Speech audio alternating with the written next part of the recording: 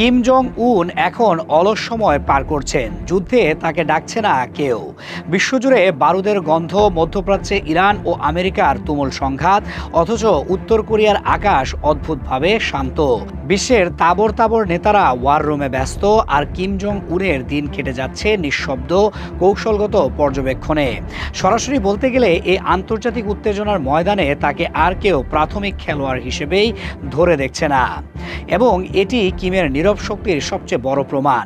সামাজিক যোগাযোগ মাধ্যমে ছড়িয়ে পড়া বিভিন্ন বিশ্লেষণে দেখা যাচ্ছে কিম জং উনের বর্তমান অবস্থান অনেকটাই সেই কৌশলগত নীরবতার মতো, যেখানে তিনি দূর থেকে পর্যবেক্ষণ করছেন বিশ্ব পরিস্থিতি। পেন্টাগন ব্যস্ত মধ্যপ্রাচ্য সামলাতে, ওদিকে রাশিয়া ব্যস্ত নিজেদের আঞ্চলিক স্বার্থ নিয়ে। কিমের দিকে তাকানোর ফুরসত কারণেই। কিছুদিন আগেও ট্রাম্প প্রশাসনের ঘুম হারাম করতে একটা ছোটখাটো মিসাইল টেস্টই যথেষ্ট ছিল, অথচ এখন বড়সড় মহড়া দিলেও আন্তর্জাতিক গণমাধ্যমের ব্রেকিং নিউজে জায়গা হচ্ছে না তার। বিশ্লেষকরা মনে করছেন কিমের এই কৌশলগত নীরবতা এখন চরমে। তিনি হয়তো ভাবছেন, এত কষ্ট করে পারমাণবিক কর্মসূচি এগিয়ে নিয়ে গেলেন, অথচ খেলার মাঠে সরাসরি ডাকলই না কেউ।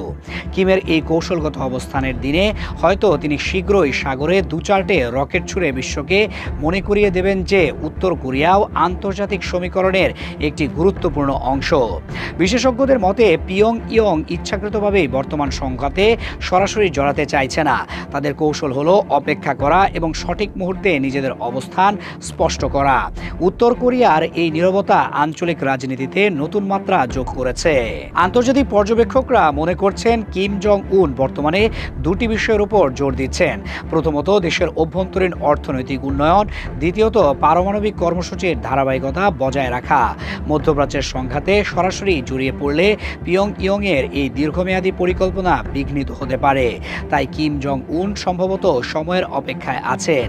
তিনি চান না উত্তর কোরিয়া কোনো পক্ষের হয়ে সরাসরি যুদ্ধে জড়াতে, বরং তিনি চান এই সংঘাতের মাধ্যমে নিজেদের কৌশলগত অবস্থান আরও শক্তিশালী করতে।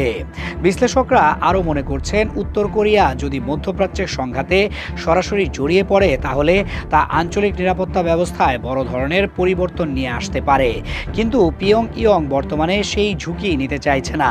তাদের কৌশল হলো নীরব থেকে নিজেদের শক্তি সঞ্চয় করা।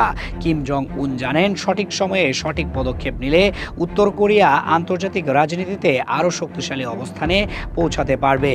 এখন সবার নজর পিয়ং ইয়ং এর পরবর্তী পদক্ষেপে। কিম জং উন কি নীরব থাকবেন নাকি কোনো চমক দেবেন তা এখনও পরিষ্কার নয়।